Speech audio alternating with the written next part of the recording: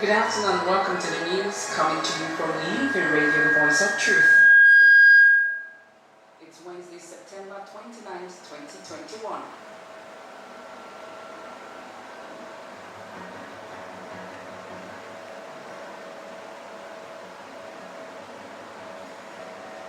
On the news this afternoon, Northern Elders Forum says Southern governors are threats to democracy.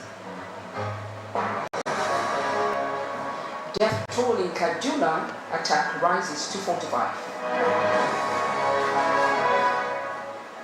Court stops EFCC from trying Ojuzo Kanu.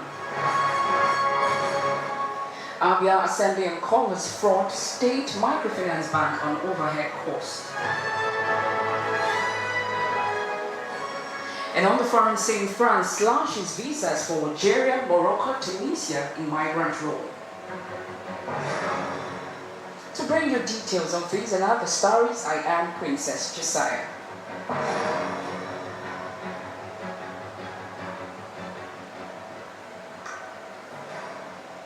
Now the news in full. Abia State House of Assembly has uncovered how the State Committee on Small and Medium-Scale Enterprises, established in 2018, allegedly spent over 107 million naira on overhead costs from the 200 million naira received from Keystone Bank to establish Abia State Microfinance Bank. Living Radio News Studios reports that the State Committee on SMEs was constituted in 2018 with the mandate of, amongst other things, acquiring a multi-chair license for the establishment of Abia Microfinance Banks in all the 17 local government areas of the state in order to provide support to small and medium-scale enterprises across the state.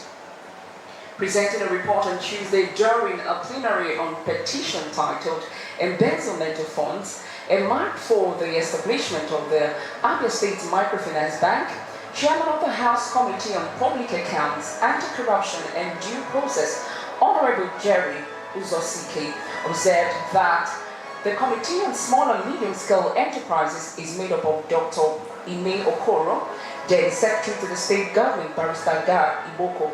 According to Honorable Uzosike's committee, a representative of the State Committee on Small and Medium-Scale Enterprises, SMEs, and its Director of Finance made oral submissions and later submitted documents to the committee to prove these expenditures were done. The death toll from the two attacks in Kaura and Sanko Kataf local government area of Kaduna State has risen to 45. The Kaduna State Commissioner of Internal Security and Home Affairs, Samuel Arama, had in a statement on Monday said that 34 persons were killed by suspected bandits at Madamai in Kaura local government area on Sunday, while 8 others were killed in what looked like a reprisal attack in Zongo Kataf on Monday, following Sunday's attack on Kaura. According to security agencies, 1 corpses were received in Madamai, 1 was found in Kasesere. Arawan says that search and rescue operations are still in progress, while state government officials and security agencies have visited the injured victims in the hospitals located in Jos Plateau State and Kafanchan. And away from that, President Muhammadu Buhari has urged the G20 countries to extend debt suspension initiatives to all developing countries, least developed countries, and small island developing states facing fiscal and liquidatory challenges. The Nigerian leader made the call while addressing world leaders at the just concluded 76th session of UN General Assembly in New York, United States of America. The president also called for outright debt cancellation for countries facing the most severe challenges occasioned by the COVID-19 pandemic. The developing countries have been faced with unsustainable debt burdens even before the pandemic. The COVID-19 pandemic had increased the risk of new waves of different debt, where vast public financial resources are allocated to external debt servicing and payments at the expense of domestic health and financing for critical development needs. Therefore, there is an urgent need to consider expansion and extension of debt service suspension initiatives countries and small island developing states facing fiscal and liquidity challenges. On the fight against terrorism, the President told the UN General Assembly that the Nigerian security forces had recorded considerable success. President Muhammadu Buhari has raised alarm about the recent trend of unconstitutional takeover of power in some West African countries, urging world leaders to reject such illegal acts. According to him, such unconstitutional takeovers sometimes in reaction to unilateral changes of constitutions by some leaders should not be tolerated by international community. These include poor and undemocratic governance, human rights abuses, poverty, ignorance, injustice, and inequalities. There are no easy solutions to these conditions. They require long-term investments and more effective international cooperation. In this connection, my delegation underscores the importance of promoting peaceful, unfettered, and inclusive participation of states in global action towards conflict prevention. This will facilitate the achievement of the 2030 Agenda for Sustainable Development and the African Union Agenda 2063. The speech also touched on the efforts of President Buhari's administration on anti-corruption, debt suspension, international trade, UN Security Council reform, Palestinian question, and racial discrimination, amongst others. And moving further, the Northern Elders Forum on Tuesday commended the governors of the region for rejecting rotation of the 2023 presidency to the South as being clamored by the Southern Governors Forum. The spokesman of the forum, Dr. Hakeem Baba Ahmed, while speaking at a press conference in Kaduna Tuesday, described the demand by the Southern governors under the 2023 presidency as unacceptable. Baba Ahmed said the Southern governors constituted a threat to the nation's democracy with their demand. According to him, any president to be elected should be done democratically and not through threats and intimidations.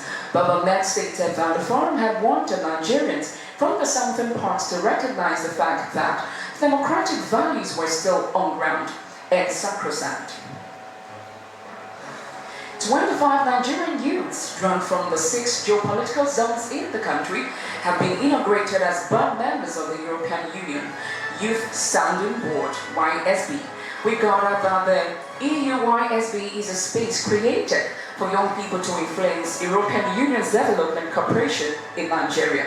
Minister of Youth and Sports Development, Sunday Dare, in his remarks on the occasion, lauded the EU's cooperation in youth development in Nigeria.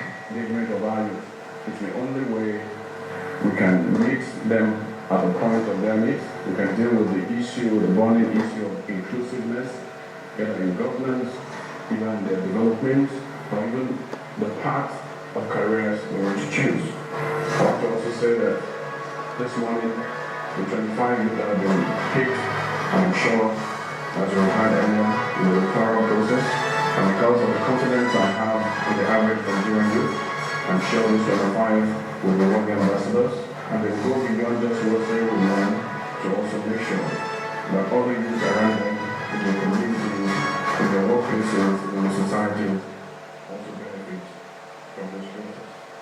The minister, while thanking the EU for being worthy partners in youth development, added that there was need for a global action plan for youths. Cecile Tizin-Pelzer, the EU head of cooperation, in her remarks on the inauguration, said the aim of the EU YSB was to create a space for meaningful engagement in the European Union cooperation policy. 7 years financial cycle. So in the last 12 months, we have been very busy preparing this program. We have had a lot of consultations, as Patricia mentioned before. We have consulted civil society representatives, also the private sector, and we have started the discussions with the representatives of the government of Nigeria. Of course, our cooperation is based on Nigeria agenda. The European Union doesn't come to a country with its own language. She said the 7 years agreement between Nigeria and the European Union would focus on key priority areas: green and digital economy, governance, peace, migration, and human development. And moving away, a federal high court has prohibited the Economic and Financial Crimes Commission for retrying former Abia Governor Senator Orji's Okalu. Justice Ian Okor gave the order while delivering judgment in an application filed by the former governor seeking an order of court prohibiting the EFCC